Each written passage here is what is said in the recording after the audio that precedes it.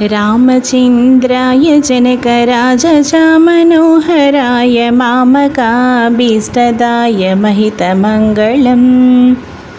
रामचन्द्राय जनकराजचामनोहराय मामकाभीष्टदाय महितमङ्गलम्। कोसलेशाय मन्दहासदासपोषणाय वासवादिविनुत सत्वरदमङ्गलम्। चारुकुङ्कुमोपेतचन्दनादिचर्चिताय हारकटकशोभिताय भूरिमङ्गलम्।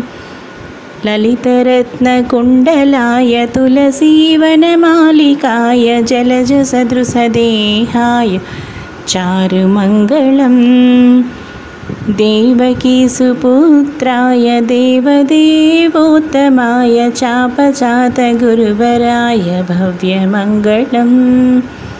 पुण्डरीकाक्षाय पूर्णचन्द्रवदनाय अण्डजावाहनाय अतुलमङ्गलम्। विमलरूपाय विविधवेदान्तवेद्याय सुमुखचित्तकामिताय शुभदमङ्गलम्। रामदासमृदुलहृदयतामरसनिवासाय स्वामी भद्रगिरिवराय सर्वमङ्गलम् सर्वमङ्गलम् सर्वमङ्गलम्।